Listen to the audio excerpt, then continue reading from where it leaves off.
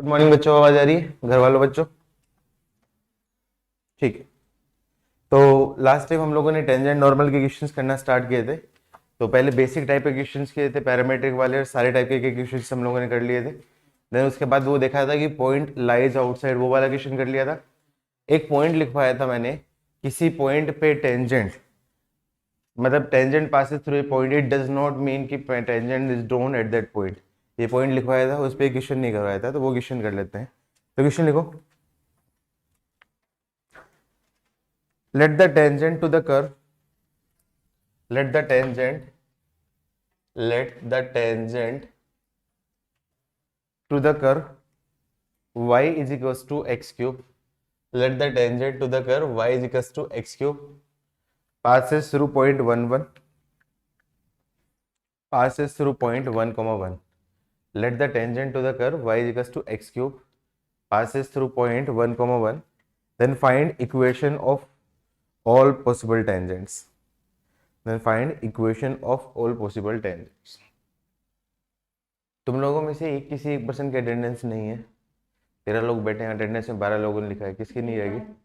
दे और दो, लिखा हो बाहर जाके दे। दे और लिख, तुम बैठी रहो, लिख के रहो। अनुष्का भी था, दे और कुछ, अनुष्का तुम्हारा था शायद नाम, दे और कुछ दोनों लिख देना।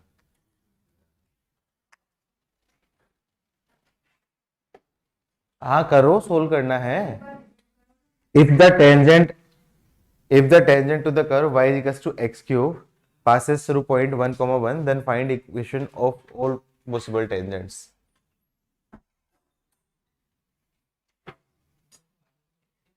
हम्म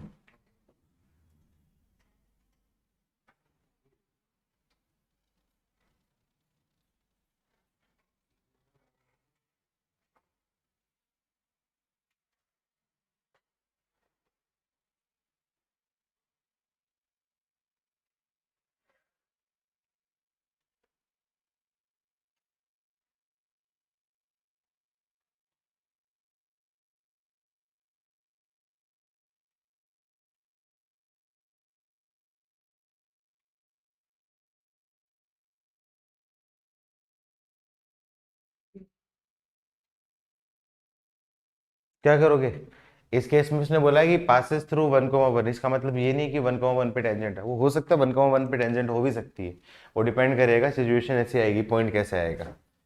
तो मान लो ऐसा कोई कर्व दे रखा है y is equals to x cube, ये कोई कर्व है, इसके किसी पॉइंट पे, मान लो ये पॉइंट है, किसी भी पॉइंट पे जो टेंजेंट है वो क्या कर रही है, यहाँ पे पास कर रही है 1,1 से। हो सकता है 1,1 पे भी टेंजेंट हो, वो इक्वेशन बताएगी आपकी आगे की साइड में। तो मैं क्या बोल सकता हूँ, पॉइंट ले लेता हूँ, तो मैं बोलूँ let point on the curve is equals to P x1 y1, क्योंकि इट लाइज ऑन कर्व।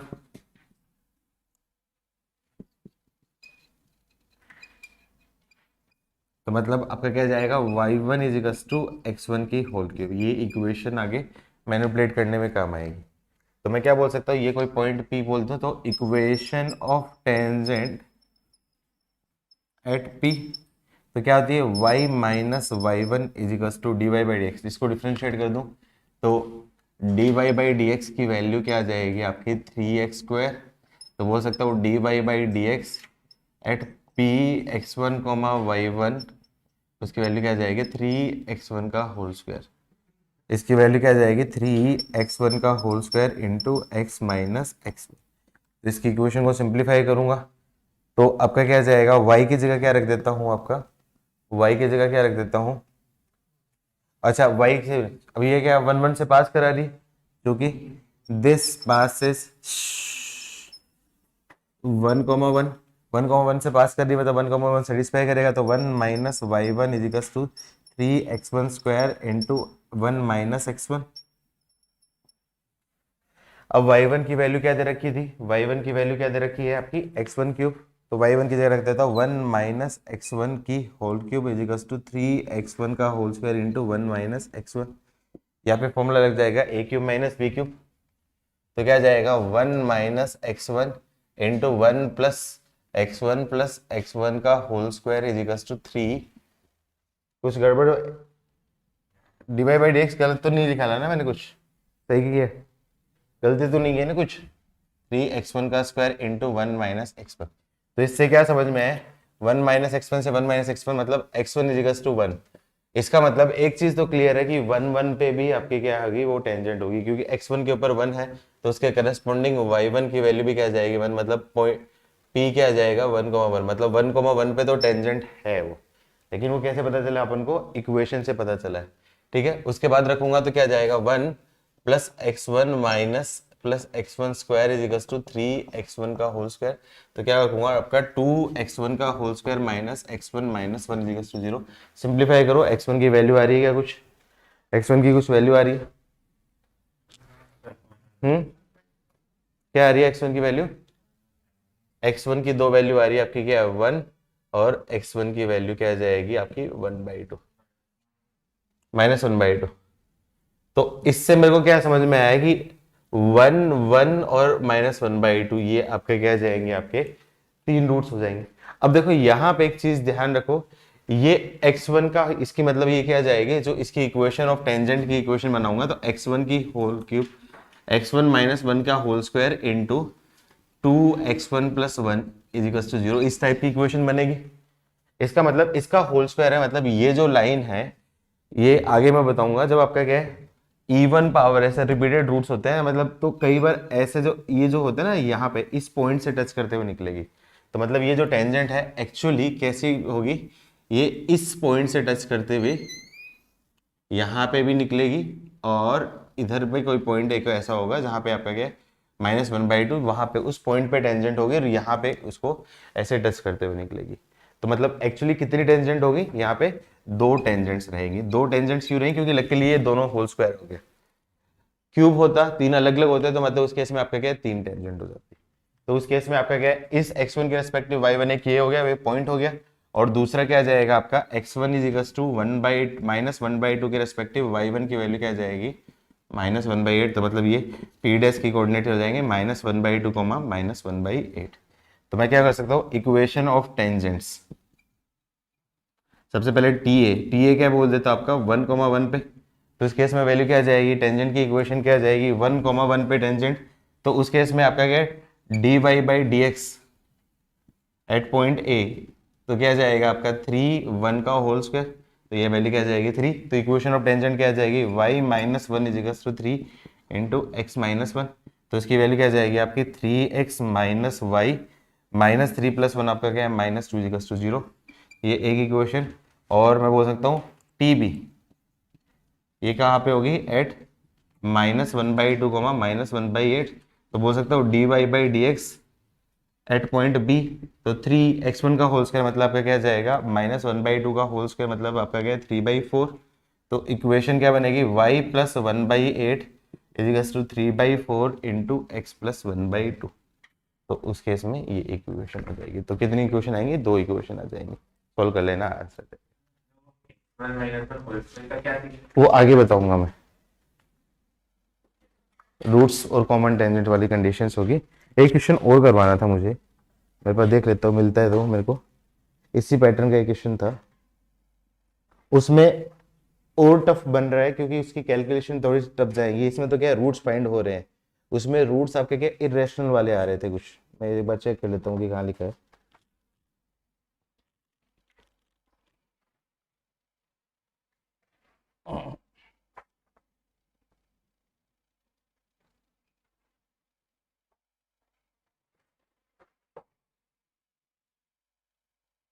चलो आगे करवा दूंगा मैं, आएगा तो। Next topic,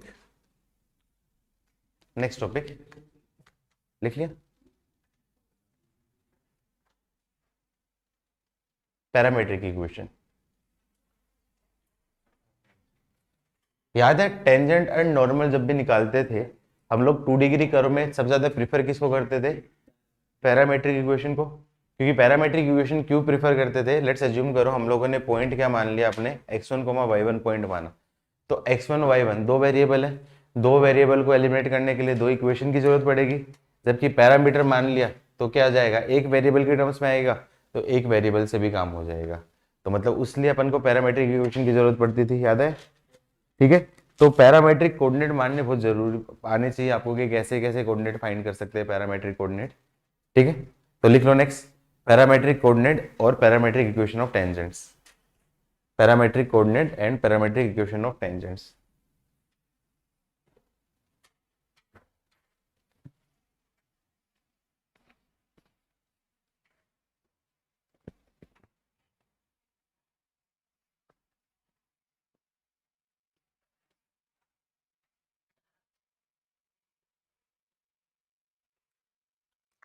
methods to write parametric coordinate।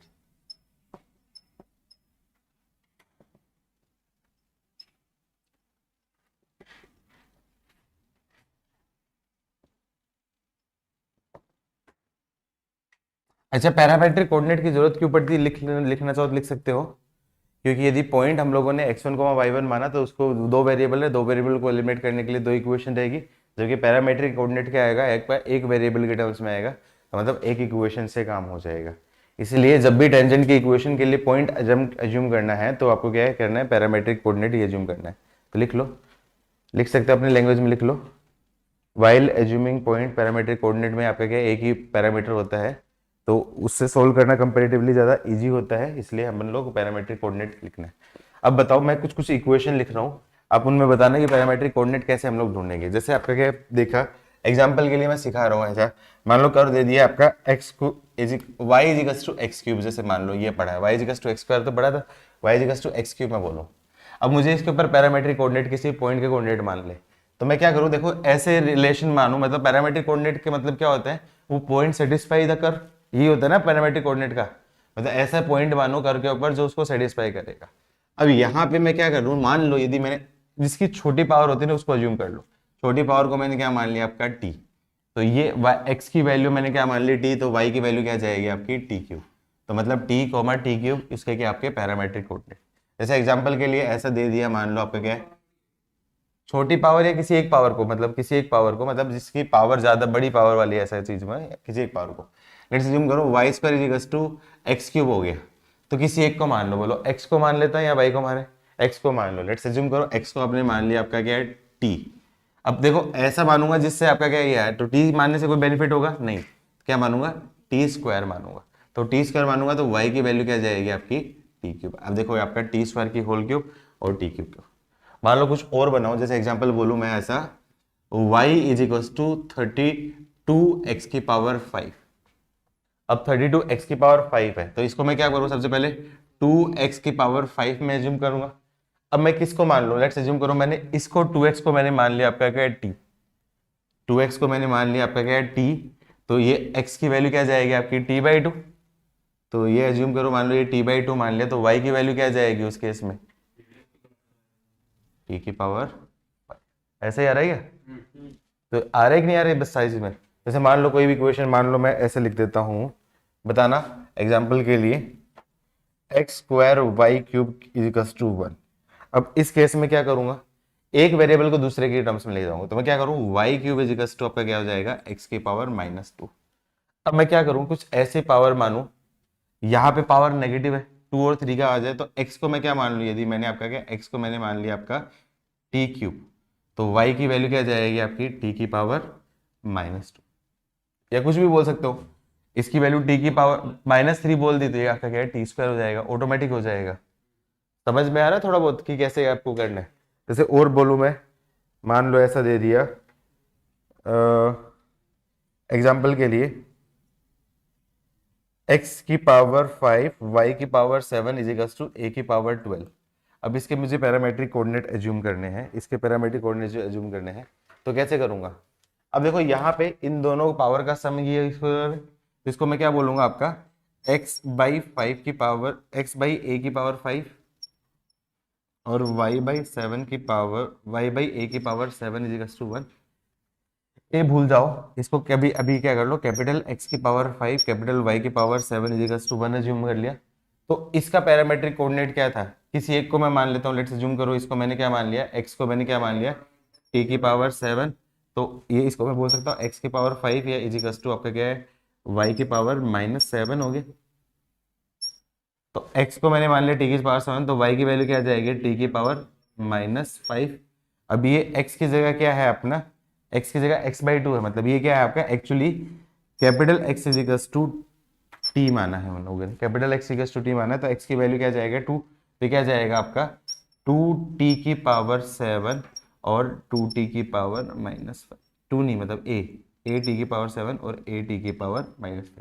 Check करो क्या सेटिस्फाई कर रहा है आपका, सेटिस्फाई करेगा सारी चीज में। थोड़ा बहुत आइडिया हुआ कैसे पैरामीट्रिक मानते हैं। तो मान लो रैंडम कर, क्योंकि रैंडम कर ऐसे दिए होंगे, और देखा देखा एग्जांपल देता हूँ रजिस्टर की तरह। हाँ मतलब एक्स और वाई इंटरचेंज कर रहे हैं, मतलब इनडायरेक्टली मुझे ऐसा पॉइंट एज्यूम करना है जिससे दोनों को सेटिस्फाई करे, लॉजिकली ऐसा पॉइंट एज्यूम करना है। जैसे मान लो ऐसे दे दिया √x plus √y is equal to √a। अब इस केस में पैरामेट्रिक कोऑर्डिनेट क्या मानूंगा, इसको मैं क्या बोल सकता हूं आपका √x/a plus √y/b is equal to 1। अब 1 किस में आता है आपका, sine square theta plus cos square theta में आता है। तो मतलब अब इस केस में क्या एज्यूम करूंगा, x की जगह क्या सब्स्टिट्यूट करूंगा a cos स्क्वायर या साइन स्क्वायर थीटा, और y की जगह आपका क्या है a b sine square theta. तो हाँ कोस कोस कोस, तो क्या जाएगा a cos थीटा और b साइन थीटा, ये आपके क्या हो गया उसके पैरामेट्रिक कोऑर्डिनेट। हाँ अच्छा अच्छा, x की वैल्यू cos की पावर, एक मिनट रुको, a है ना, हाँ cos की पावर 4 और sin की पावर 4, a cos की, हाँ अच्छा a है ना, a प्रिंटिंग मिस्टेक है, मतलब वो इलिप्स वाले हाइपरबोला वाली वो चीज याद आ रही थी मेरे को, इसलिए मतलब आइडिया हो गया ना कि कैसे कैसे अपन को अज्यूम करना है। अब मैं कुछ कुछ लिखवा देता हूँ, सम स्टैंडर्ड पैरामीट्रिक सब्स्टिट्यूशन। अरे इधर देख, ये याद, ये समझ में x² और y3, तो इसको क्या किया था y³ इज टू -x², किसी एक को आगे ले दिया। यहाँ पे भी इसको काम कर दे तो ऐसा कर दे, ऐसा नहीं मानना चाहती तो कोई फर्क नहीं पड़ता, दूसरा इसी फॉर्म में जैसा कर दिया यहाँ पे y⁻7 इज इक्वल टू, इसको मैं क्या बोल सकता हूँ x/5 की पावर x/a⁵ और y/a⁻7 इज इक्वल टू 1। तो कैपिटल x की पावर 5 कैपिटल y की पावर 7 इज इक्वल टू 1, तो y⁻7 is equal to x की पावर -5। ये पावर दोनों की सेम है ना, तभी तो वो है x अपॉन a की वैल्यू क्या है capital X, y upon a की जगह क्या मान लिया कैपिटल Y। ठीक है, तो अब इस केस में याद करो ये y² x³, इस केस में क्या होता था उल्टे कर देते थे पैरामेट्रिक कोऑर्डिनेट। तो यहाँ पे आपका क्या है पैरामेट्रिक कोऑर्डिनेट आपका क्या है, x की पावर क्या जाएगी, ये t की पावर आपकी क्या है 7 और आपकी क्या जाएगी t की पावर -5, और ये t किसकी वैल्यू होती थी x अपो a की वैल्यू आपकी क्या है, x अपॉन a की वैल्यू क्या थी आपकी t की पावर 7। कुछ गड़बड़ तो नहीं की ना मैंने, a अगर x इक्वल्स टू a तो ये क्या जाएगा आपका a, लेकिन उस केस में फिर वो आएगा कैसे, हाँ x अपॉन a को हम लोगों ने बोला t, तो ये आपका क्या होगा a t की पावर 7, और सही तो है a t की पावर -5, सही तो है, a नहीं लिखा था क्या मैंने, अच्छा अच्छा अच्छा अच्छा वो प्रिंटिंग मिस्टेक होगी, ठीक है, सॉरी सॉरी सारी शक्तिमान।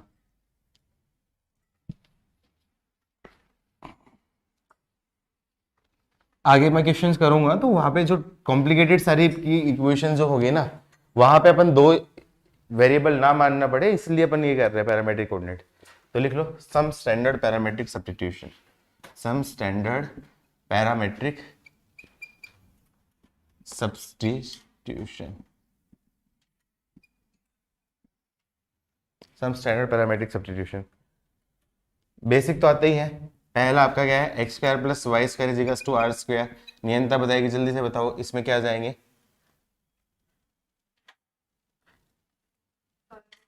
हाँ तो पैरामीट्रिक कोऑर्डिनेट बता ना, अरे नियंता से पूछा था। Second y² is equal to 4x, जल्दी से बताओगे, कौन बताएगी, साक्षी जल्दी बताओ।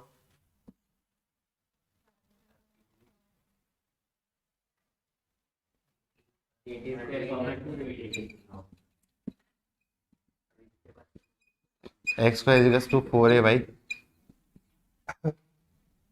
सब कुछ भूल गए हो Harsimran? X square equals to 4a y का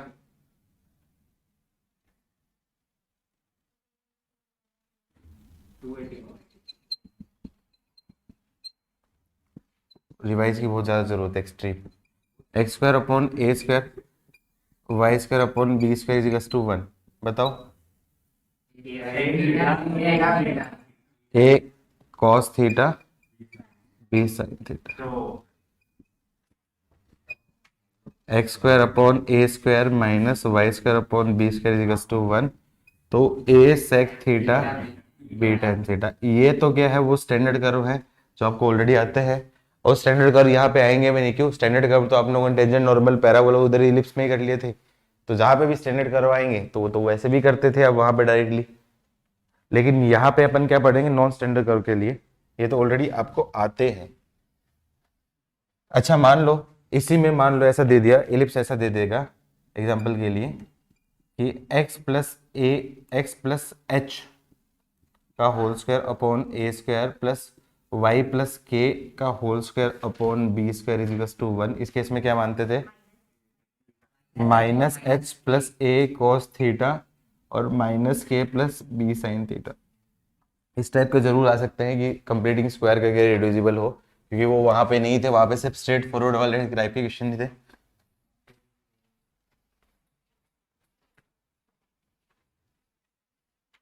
ये सारे वो कर्व है जो हम लोगों ने पढ़े हुए।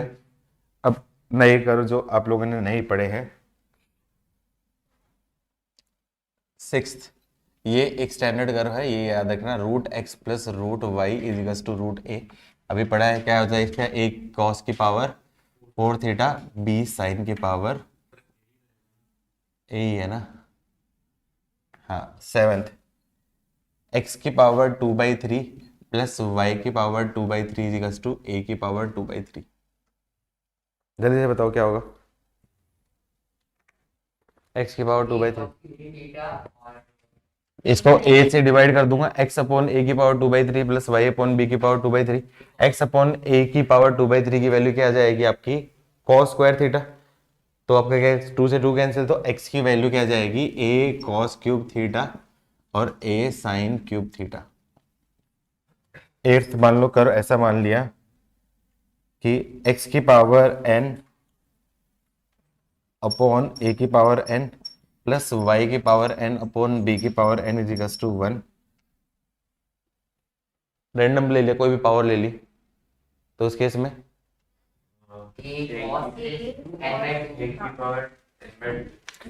ए कॉस की पावर 2/n थीटा, ए साइन की पावर 2/n थीटा। ए अच्छा बी हो गया ना अभी यहाँ पे इस बार। ठीक है, चलो नेक्स्ट। नेक्स्ट मान लो ninth, a x plus b y is equals to c. किसी भी स्ट्रेट लाइन का मुझे पैरामीट्रिक कोऑर्डिनेट मानना हो, ये तो बहुत आसान है। दो वेरिएबल, दो वेरिएबल। एक क्वेश्चन आता है स्ट्रेट लाइन में कि if the equation of straight lines, इस लाइन की इक्वेशन दे रखी है, इस लाइन की इक्वेशन दे रखी है, and middle point of other side is they रखा है आपका कुछ, ये मान लो 5,6 दे रखा है, इसकी इक्वेशन दे रखी है, इसकी दे रखी है। तो क्या करना है आपको? आपको क्या निकालना है? इस ट्राइंगल का सेंट्रोइड निकालना पूछ लेता है, या फिर आपका क्या पूछ ले कि ये पॉइंट, ये पॉइंट तो नहीं, मान लो ये दोनों पॉइंट पूछ ले, ऐसा पूछ ले क्वेश्चन ऐसा। या फिर ये पूछ सकता है, या फिर मान लो इस लाइन की इक्वेशन पूछ ले।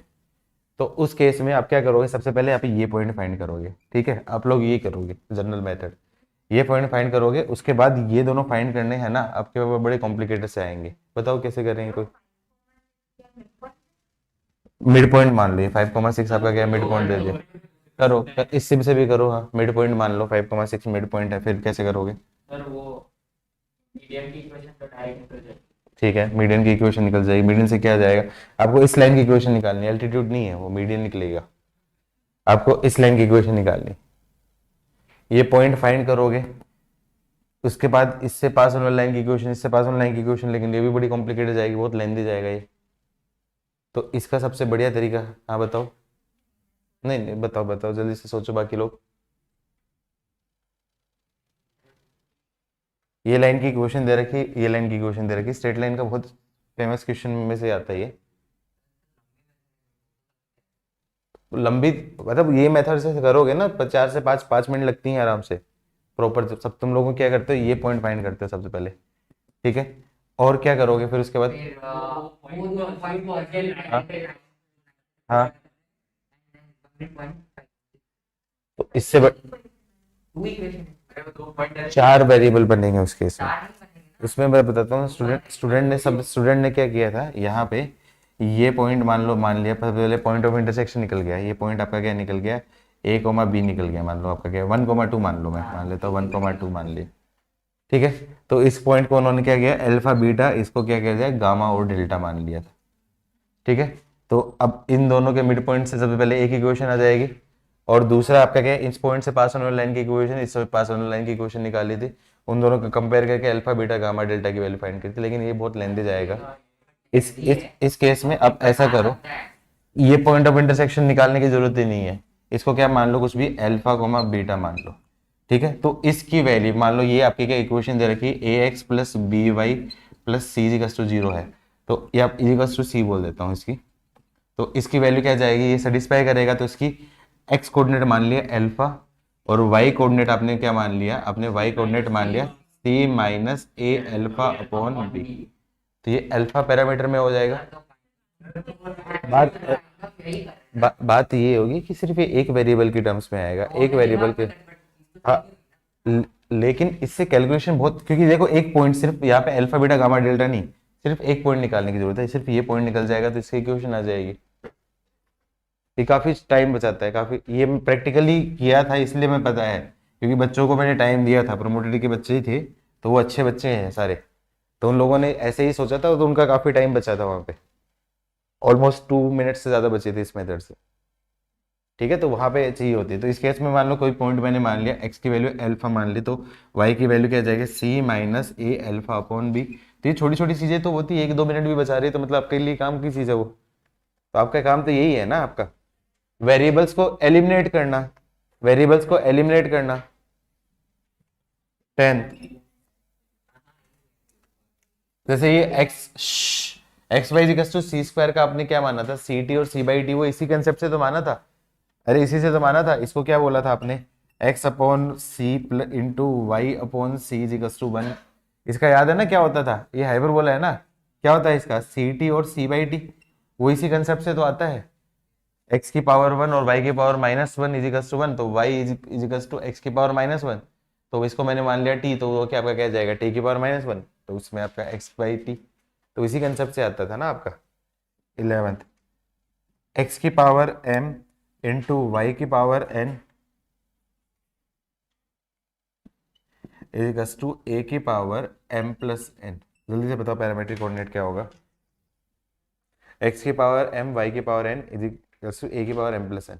ये सारे स्टैंडर्ड कर्व हैं जो मिलते हैं, जिस टाइप के कर्व दिए जाते हैं, t t t x n, a t की पावर n और ए टी की पावर माइनस, ये जितने भी कर्व हैं सारे स्टैंडर्ड है जो पूछे जाते हैं। नेक्स्ट, मान लो ये इक्वेशन ऐसे दे दी, a square upon x square plus b square upon y square equals to 1, इसकी पैरामीट्रिक इक्वेशन,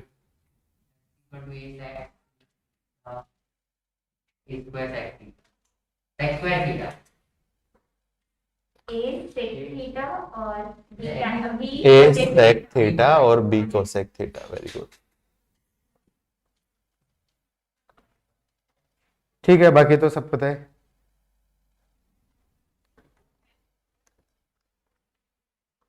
अच्छा, एक छोटा सा नोट और है, हम लोग क्या करते हैं, स्लोप ऑफ टेंजेंट निकालते हैं, तो मान लो ये कोई कर्व दे रखा है, मान लो ये कोई पॉइंट आपका क्या है, 1,2 से पास होने वाली लाइन कर्व के ऊपर टच कर रही है x1, y1 से, ये पॉइंट हम लोगों ने x1, y1 माना, तो उस केस में हम लोग एक तो स्लोप ये पॉइंट मान के उसके equation of tangent t a की वैल्यू निकालते थे, d y by d x at point a से निकालते थे।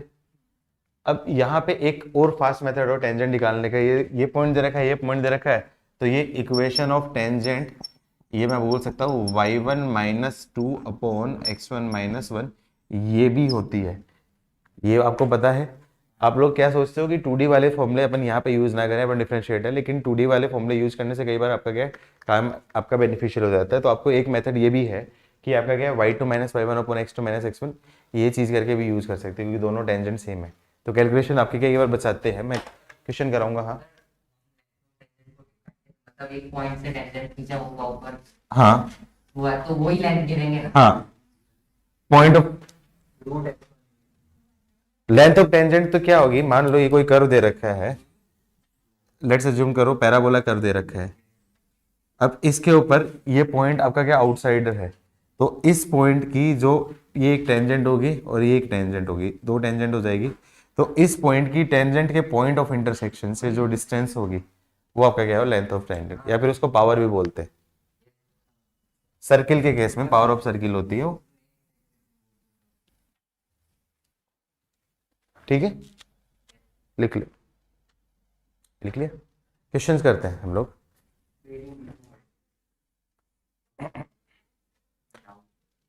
एक एक दो क्वेश्चन से पहले एक दो रिजल्ट और लिखवा देता हूँ। याद है मैंने बताया था आपका क्या कोई कर्व है ना ओरिजिन से पास करता है तो उसका क्या कांस्टेंट आपका क्या रहता है, जीरो हो जाता है। तो ऐसे केस में कुछ कुछ मान लो कर्व बनाने हैं तो उसमें डायरेक्टली कर सकते हैं। क्वेश्चन लिख लो, एक नोट लिखो। Let a polynomial algebraic passes through origin. नहीं नहीं, मतलब एक नोट में मैं एक चीज बताना चाह रहा हूँ आपको। Let a polynomial, let let note लिख लो, let a polynomial algebraic function passes through origin. एक डायरेक्ट मेथड है, ये एक डायरेक्ट मेथड में दिखा रहा हूँ उन सारे पॉइंट्स के लिए जो कर्व आपका क्या है ओरिजिन से पास कर रहे हैं। लेट ए पोलिनोमियल और algebraic function passes through origin, then equation of tangent to the curve, then equation of tangent to the curve. ये एज ए ट्रिक की तरह लिख लो, उस नोट के ऊपर लिख लो, as a trick, as a trick की तरह यूज करना है, एज ए ट्रिक की तरह यूज करना है। Let a polynomial equation passes through origin, then equation of tangent to the curve at origin can be obtained by the equating by equating the least degree term, equating the least degree term present in the equation of term, least degree term present in the equation of terms, least degree term bracket में लिख ले, least degree term के bracket में लिख ले present in the equation. Least degree term मतलब उसी के ब्रैकेट में लीस्ट डिग्री टर्म किसके लिए मैं बोलूंगा, present in the equation equals to zero, equals to zero. जैसे मैं एक एग्जांपल दूं, एग्जांपल मैं जैसे दूं, मान लो मुझे आपका क्या करना है, ये पैराबोला दे दिया x square plus y square minus 4x minus 6y equals to zero. ये किसकी इक्वेशन है, आपकी सर्किल की। अब ये सर्किल आपका क्या, कहाँ से सेंटर आपका क्या 2,3 है और पास कर रहा है आपका क्या ओरिजिन से, मतलब आपका क्या सर्किल ऐसा होगा। अब मुझे क्या करनी, equation of tangent at origin मतलब 0,0। तो मैंने क्या बोला था, इसकी टेंजेंट की इक्वेशन मैं डायरेक्टली क्या कर दूं, इसकी least degree term, least degree term है उसको इक्वल टू जीरो रख दी, minus 4x minus 6y equals to zero, 2 common ले लूंगा तो 2x plus 3y equals to zero. ये डायरेक्टली इक्वेशन ऑफ टेंजेंट आती है। वेरीफाई करके देख लो, हर केस में सारे कर्व के लिए एप्लीकेबल होगी। वेरीफाई करो, वेरीफाई करो। तो सबसे पहले पॉइंट की वैल्यू क्या जाएगी, 0,0। डिफ्रेंशिएट करूंगा तो आपका क्या जाएगा, आपका m आ गया।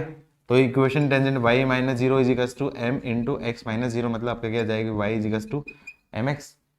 तो मुझे m के लिए क्या करना पड़ेगा, डिफ्रेंशिएट करो dy बाई डी एक्स।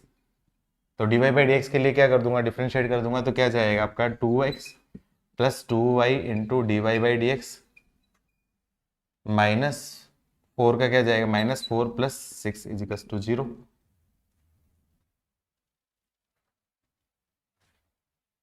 है ना। तो अब dy बाई डी एक्स की वैल्यू निकालो। तो dy बाई डी एक्स की वैल्यू किस तरह निकलेगी, आपका क्या है,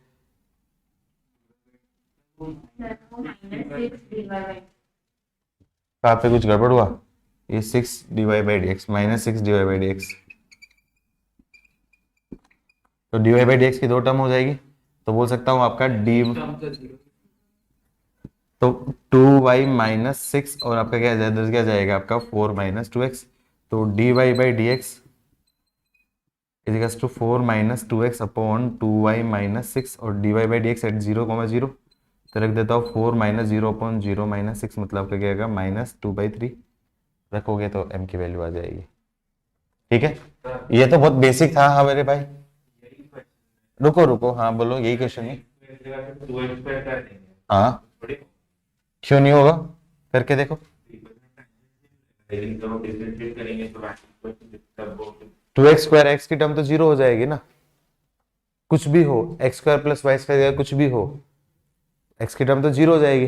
जैसे एक और एग्जांपल लिखो, जैसे मान लो आपका क्या, फॉर कर्व x की power 4 minus 8y cube minus x y minus y square is equal to 0, find equation of tangents at origin, at origin. तो यहाँ पे क्या करूँ, अब देखो यहाँ पे एक लीस्ट डिग्री टर्म कौन से, लीस्ट डिग्री टर्म ये, तो ट्रिक से क्या बोल सकता हूँ आपका लीस्ट डिग्री टर्म, तो मतलब minus x y minus y square equals to 0, minus y common ले लिया तो x plus y equals to 0, तो मतलब दो आएगी, y इजिकल्स टू 0 और आपका क्या आएगा y equals to minus x. ये दो इक्वेशन ऑफ टेंजेंट है। और ये क्यों बन रही है, क्योंकि इसका जो कर्व है, एक इसका कर्व कुछ आई थिंक इस पैटर्न का कर्व बन रहा है, इसका कर्व कुछ इस पैटर्न का, मैंने करवाया भी था शायद, ये कर्व एक कुछ इस पैटर्न का कर्व बनता है। तो एक टेंजेंट तो क्या होगी आपकी, ये एक टेंजेंट होती है और दूसरी टेंजेंट आपकी क्या है, ये टेंजेंट होगी। अब वेरीफाई करके देखोगे, वेरीफाई करके देखोगे तो आपका क्या है, यहाँ पे सेम ही होगा। तो कई क्वेश्चन में आपका क्या बेनिफिशियल हो सकता है ये रिजल्ट, आपका क्या है सारे 2 डिग्री कर्व विच पासेस थ्रू ओरिजिन होगा, उस केस में कई बार आपका क्या ये काम आ जाता है, least degree term is equal to 0 रख दूं तो उससे आपका क्या है इक्वेशन ऑफ टेंजेंट की वैल्यू निकल सकती है। क्या पैराबोला वगैरह के केस में भी एप्लीकेबल है रिजल्ट सारा, पैराबोला उनके केस में भी एप्लीकेबल है, y square equals to 4x कर लो, तो इक्वेशन ऑफ टेंजेंट क्या जाएगी आपकी, x equals to 0, x equals to 0, x equals to 0 मतलब y एक्सिस ही होती है ना। ठीक है, अब डिग्री की 2 डिग्री हुई तो मतलब लीस्ट डिग्री टर्म ओरिजिन से पास होनी चाहिए, कांस्टेंट तो होना नहीं चाहिए, कांस्टेंट हुआ तो फिर तो ये नहीं काम करेगा, और सिर्फ ओरिजिन पॉइंट में बताने के लिए x की पावर 1 और y की पावर 1 ना हो तो दे 2 डिग्री 2 डिग्री आगे ना। वैसे एक पॉइंट पे दो टैंजेंट आ रहा है तो फिर वो फंक्शन आपके डिफरेंशिएबल ही नहीं होगा। लेकिन टेंजेंट की इक्वेशन तो अलग चीज हो सकती है, टेंजेंट तो आपका क्या है एक पॉइंट पे, नहीं टेंजेंट अलग अलग हो सकता है, मतलब वो कर्व अलग टाइप का है, वो कर्व अलग टाइप का, वो कर्व के नेचर की वजह से आ रहा है टेंजेंट आपका साइड में। अरे तो टेंजेंट देख अरे टेंजेंट ठीक है, उस केस में मान लो कोई कर्व है डिफरेंशिएबल नहीं है, लेकिन अलग अलग टेंजेंट तो हो सकती है ना, डिफरेंशिएबिलिटी एक अलग चीज हो रही है यहाँ पे, डिफरेंशिएबिलिटी का मतलब d y by d x exist करना। लेकिन मान लो कोई कर्व ऐसा दे रखा है यहाँ पे, ऐसा एक टेंजेंट एक यहाँ पे, बहुत सारी दो टेंजेंट की इक्वेशन पूछवा सकता है, सेपरेट सेपरेट इक्वेशन पूछवा सकता है ना। अब मेरे देखो ये जो कर्व है यहाँ पे टेंजेंट क्यों बनी, क्योंकि इसके नेचर की वजह से बनी, ये अजीब सा है कर्व है, इसकी वजह से बन रही है, मतलब ये अलग अलग इक्वेशन है आपकी। मैथमेटिक्स देखे तो थोड़ी हो रहा है डिफरेंस हाँ दो हाँ। टेंजेंट है मतलब नॉट डिफरेंशिएबल नॉट डिफरेंशिएबल इसलिए क्योंकि अलग अलग पैटर्न आएंगे डिफरेंशिएट करने को। हाँ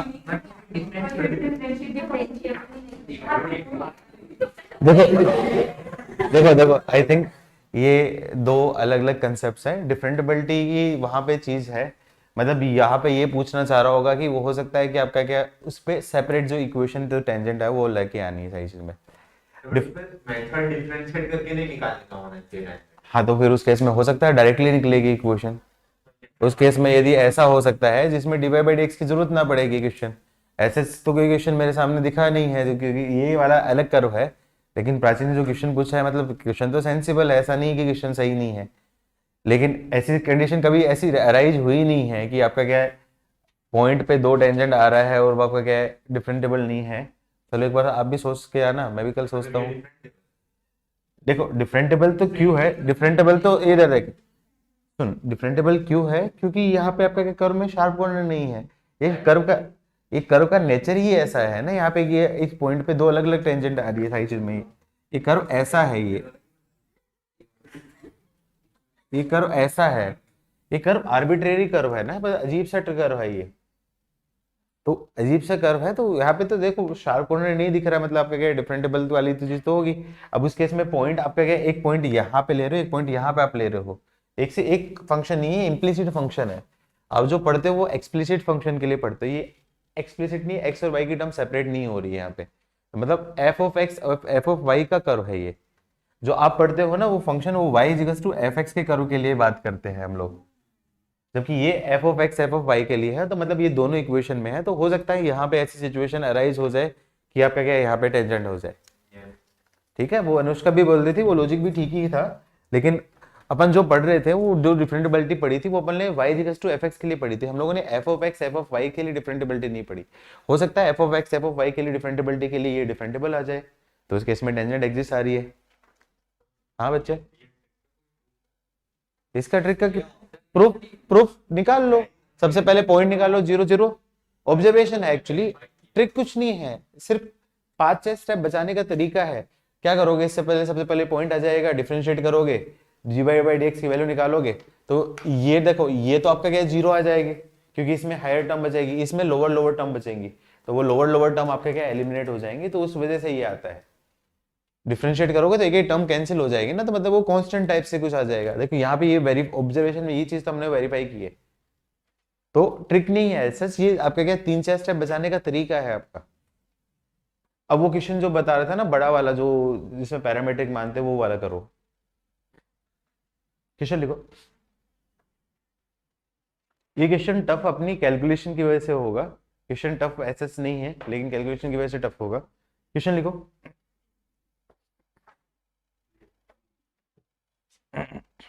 हाँ, let the tangent is drawn to the curve y is equals to x cube. Let the tangent is drawn to the curve y is equals to x cube. Let the tangent is drawn to the curve y is equals to x cube.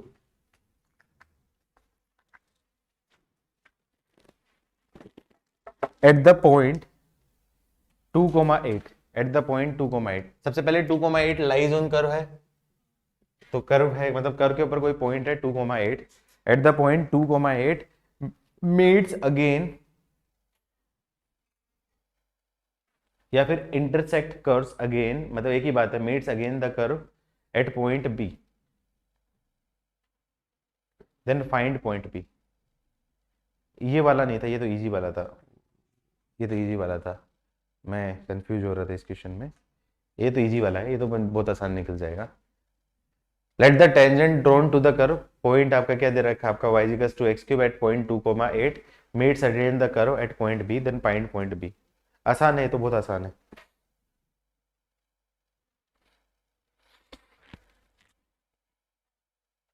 लेकिन important question में से है, इस type के question पूछे जा सकते हैं।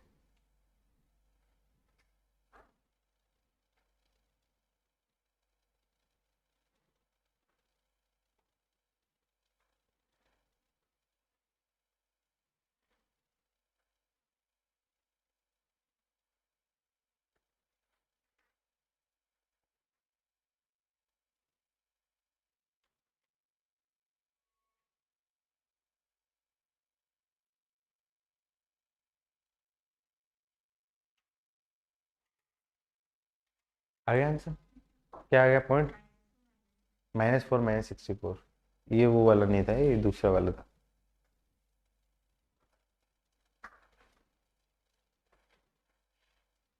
तुमने वही वाला कंसेप्ट से बताया जो मैंने किया होगा, स्लोप वाला, d y by d x y two minus y one x two minus x one वैसे मान के किया है क्या? दिखाओ, बहुत छोटा कर लिया तुमने।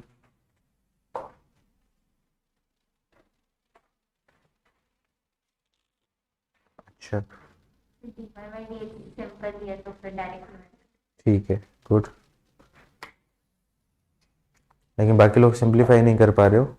अरे एक पॉइंट तो x माइनस टू होगा ही ना, क्योंकि अरे टेंजेंट की इक्वेशन जब निकालोगे तो 2,8 दे रखा है ना, तो एक फैक्टर तो x माइनस टू होगा ही होगा। तो वो देखने की जरूरत क्यों है, वो तो ऑलरेडी है, x माइनस टू एक फैक्टर है, तो तुमने वर्बली वो निकाल लिया। बहुत बढ़िया बच्चे, शाबाश, नाइस।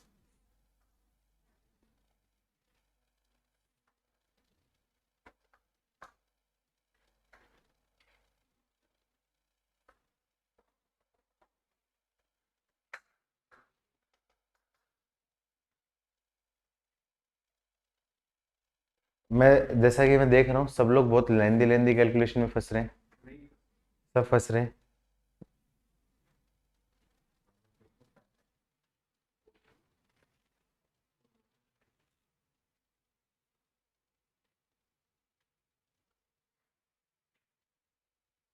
देख, अब इसका एक मैं आसान अप्रोच बताता हूँ, आप वाले से भी शायद आसान हो सकती है प्राची, देखना। अब इसने क्या है, y equals to x cube कोई पॉइंट है, इसका पॉइंट आपका क्या है 2,8, 2,8 पे कोई टेंजेंट है, वो उसको दोबारा से मिलती है किसी भी पॉइंट पे। लेट्स से पॉइंट मैंने मान लिया P,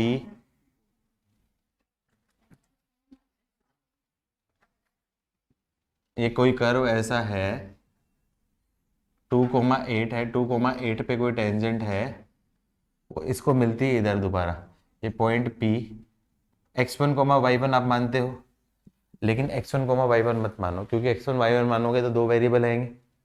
मैंने क्या बोला था, पैरामेट्रिक कोऑर्डिनेट, तो इस पॉइंट को मैं क्या बोलूंगा, लेट p, क्या मान लूँ आपका t और t क्यूब, ये मान लिया t कोमा आपका क्या है t क्यूब, और ये पॉइंट है आपका क्या मान लिया, आपका क्या है, ये a बोल दिया, और ये आपका क्या है p बोल दिया, a बोल दिया 1,2,8, और ये आपका क्या है p मान लिया t और t क्यूब।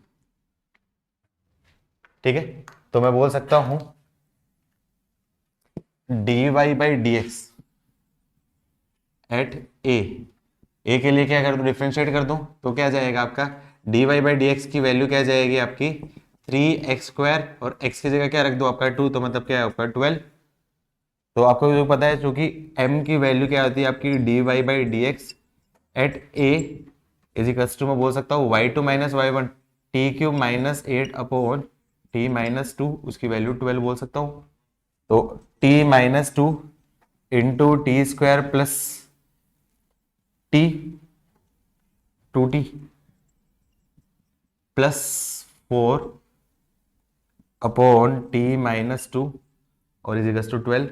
t माइनस 2 से t माइनस 2 कैंसिल, वो तो हो नहीं सकता, तो इसके फैक्टराइज करूंगा तो क्या जाएगा आपका t square plus 2t minus 8 is equals to 0। तो फैक्टर्स क्या जाएंगे आपके t प्लस 4 और t minus 2 is equals to 0।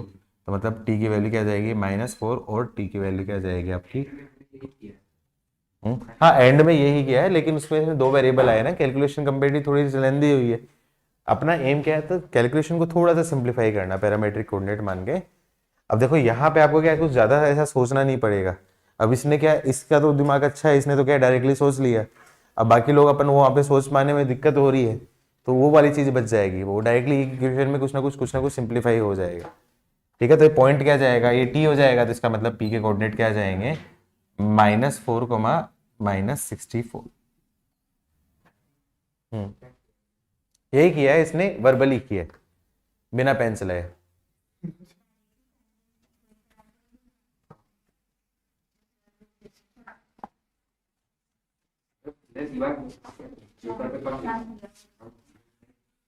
याद है एक डायलॉग था तुम्हारी फेवरेट सीरीज में, वेब सीरीज में, हाँ ये बात बार बोलते रहते ना धे, तो हाँ उसी में, उसमें बोला था ना एक डायलॉग, तो वो एक्चुअली एप्लीकेबल हो रहा है कि नहीं हो रहा है इसके ऊपर। चलो नेक्स्ट आगे बढ़ते हैं। Next concept. हाँ, नहीं,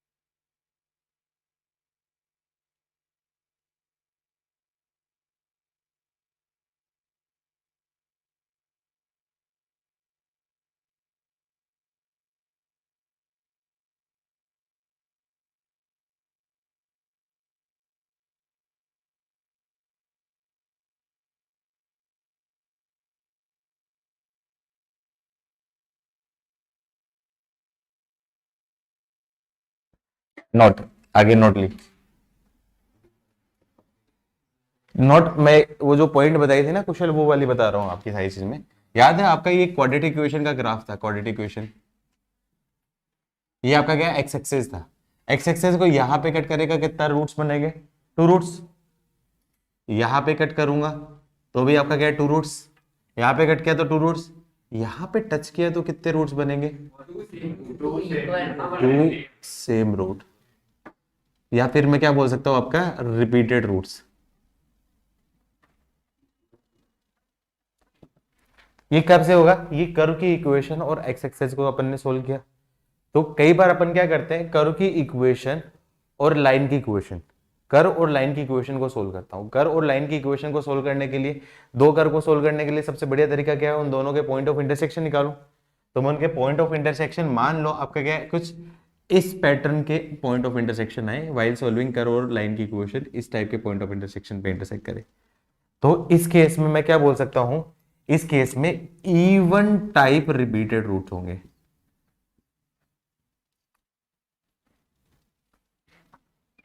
मतलब इन दोनों इक्वेशन के, कंबाइन इक्वेशन के 2 रूट्स, 4 रूट्स, 6 रूट, ऐसे कुछ भी रूट्स हो सकते हैं।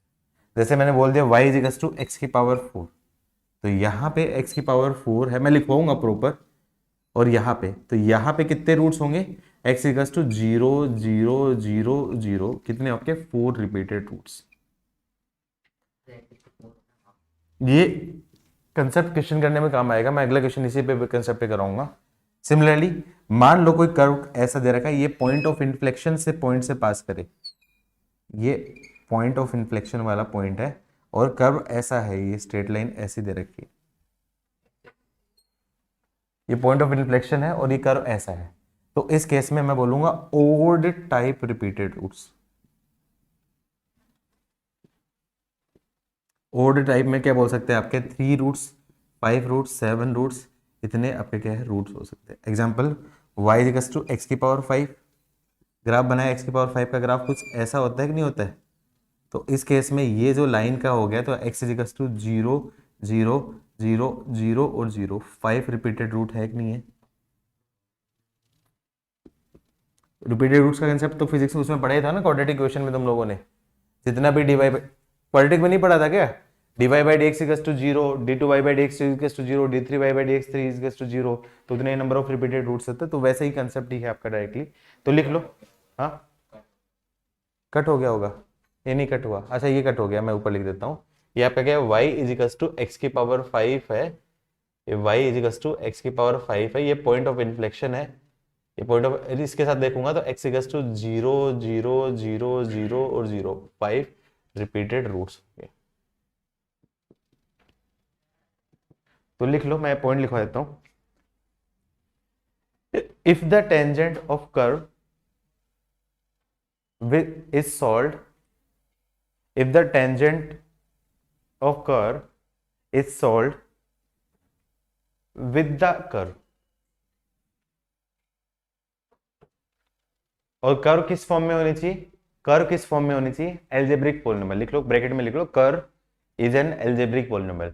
मतलब ऐसा नहीं कि आर्बिट्रेरी कुछ भी रूट वगैरह आ जाए, उस केस में नहीं होगा ये। कर्व एल्जेब्रिक पॉलिनोमियल मतलब क्वाड्रेटिक, क्यूबिक, बाई क्वाड्रेटिक। तो कर्व किस फॉर्म में होना चाहिए? Curve in form of algebraic polynomial.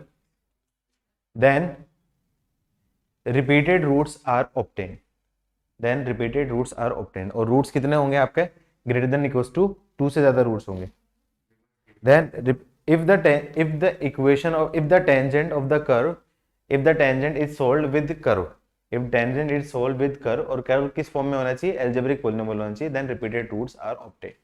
ठीक है, तो उसमें केसेस लिख लो कि केस 1 ऐसा हो जाएगा। केस 1 ये कर्व है, ये केस 1 ऐसा होगा, ये कर्व है और ये उसकी टेंजेंट है। अब कर्व और टेंजेंट कुछ ऐसे एक्सट्रीम पॉइंट पे, ये आपका क्या एक्सट्रीम पॉइंट है, एक्सट्रीम पॉइंट, या फिर इसको क्या बोल सकता हूं आपका point of maximum, point of minima ही होगा ना आपका। तो एक्सट्रीम पॉइंट पे टच करते हुए निकलेगी, तो उस केस में क्या होगा? आपका even number of repeated roots होंगे। उस केस में आपका 2 4 6, जैसे x की पावर 4 बता दिया, x की पावर 6 होगा तो 6 रिपीटेड रूट हो गया, x की पावर 50 दे दे तो 50 रिपीटेड रूट्स हो जाएगा। लेकिन मान लो पॉइंट ऑफ इन्फ्लेक्शन वाले पॉइंट से आपका क्या ऐसा पास करेगी, तो उस केस में आपका क्या होगा? ओड। ऐसा पॉइंट ऑफ इन्फ्लेक्शन ये है, क्योंकि ऐसा केस में ये टेंजेंट नहीं होगी, पॉइंट ऑफ इन्फ्लेक्शन के केस में ही टेंजेंट होगी। पॉइंट ऑफ इन्फ्लेक्शन का मतलब कॉन्केविटी ऑफ कर्व चेंज हो रही है, एक कर्व की कॉन्केविटी इधर, एक कर्व इधर है, इधर दिख नहीं रहा, इधर इधर इधर एक ऐसा आ रहा है। मतलब वो पॉइंट पे tangent होगा, कर्व की कॉन्केविटी यहाँ पे कर्व ऐसा ऐसा, पॉइंट पे कोई भी लाइन नहीं, सिर्फ उस पॉइंट पे टेंजेंट वाली लाइन, तो टेंजेंट ही तो बनती है, इन्फ्लेक्शन पे टेंजेंट ही तो बनेगी। हाँ, और तो नहीं, टेंजेंट वाली चीज। Repeated root at that point ही ना। हाँ, उसी पॉइंट पे रिपीटेड रूट्स होंगे, उसी पॉइंट पे। जैसे मान लो x माइनस 3 का होल स्क्वायर बोल दिया, तो x इज इक्वल्स टू 3 पे मैं देखूंगा x माइनस 3 की होल क्यूब, मैंने देखी x माइनस 3 का होल क्यूब, x माइनस 3 की होल क्यूब की इक्वेशन मैं सच मान लो सिंप्लीफाई करूं, x cube minus 3x square minus plus 9x, x cube plus 3x square minus 9x minus 27, मान लो ये इक्वेशन दे दी। अब उस केस में मेरे को टेंजेंट की वो निकालना है, रिपीटेड रूट्स निकालना है, तो x माइनस 3 का होल स्क्वायर हो गया, तो 3,0 पॉइंट पे आपका क्या पॉइंट ऑफ इन्फ्लेक्शन हो जाएगा, तो उस केस में रिपीटेड रूट्स होंगे। और तीन कौन कौन से रिपीटेड? x इक्वल्स टू 3 3 3, ये 3 रिपीटेड रूट्स होंगे। ये कंसेप्ट सोल्व करने आएगा, मतलब किसी एक्सट्रीम पॉइंट से मैं टेंजेंट खींचूंगा और मान लो वो उसको ऐसे टच करते जाएगी, मतलब वहां पे हो सकता है इवन नंबर ऑफ रिपीटेड, मतलब क्यूबिक होगी तो आपका क्या है 2 रिपीटेड रूट, बाई क्वाड्रेटिक है तो 2 भी हो सकते हैं 4 भी हो सकते हैं, लेकिन क्यूबिक वाले क्वेश्चन को सोल्व करने में काम आएगी। ये आया हुआ भी है ऐसा क्वेश्चन, लिख लो फटाफट से। अच्छा, ओवरऑल मैं इसको खत्म करूं, यदि मैं मान लूं कर्व ऐसा मान लिया, ये कोई कर्व ऐसा हुआ,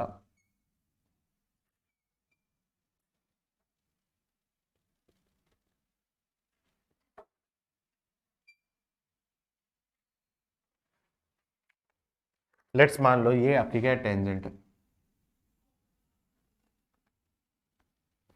ये पॉइंट ए, ये पॉइंट बी और पॉइंट सी।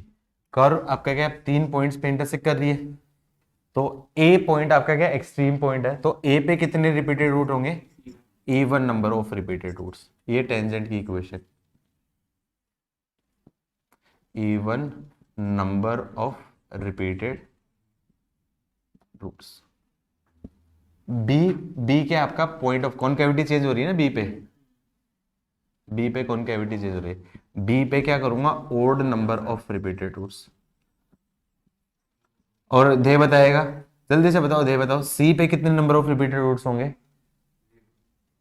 0 पे आपका क्या है? नॉट पॉइंट, ना पे आपका क्या है? No tangent possible. क्यों? क्योंकि ये आपका क्या ना तो पॉइंट ऑफ इंटरसेक्शन है, सिर्फ point of intersection of curve और लाइन है, तो वहां पे तो टेंजेंट थोड़ी बनेगी आपका क्या है, तो यहाँ पे तो होगा नहीं। यहाँ पे टेंजेंट क्यों बन रही है? पॉइंट ऑफ इन्फ्लेक्शन की वजह से, यहाँ पे एक्सट्रीम पॉइंट वाले पे चीजें। तो इसका मतलब मैं इस इक्वेशन को कर्व की, मान लो इस कर्व की मुझे इक्वेशन निकालनी हो, तो इस इक्वेशन ऑफ कर्व को मैं क्या बोल सकता हूँ? ये एक्स माइनस, यहाँ पे कोई पॉइंट बोल दिया, अल्फा बोल दिया, ये आपका क्या है? बीटा बोल दिया, तो एक्स माइनस अल्फा की power E1 2n1 into y minus beta की पावर 2n1 2n2 प्लस 1। इस टाइप की इक्वेशन, ये कर्व की इक्वेशन बता सकता हूँ इस टाइप की। क्यों? क्योंकि यहाँ पे इवन होंगे, यहाँ पे ओड होंगे, मतलब इसी टाइप का हो गया। तो मतलब एटलीस्ट कितनी डिग्री होगी इसकी? 5 डिग्री तो होगी ही होगी,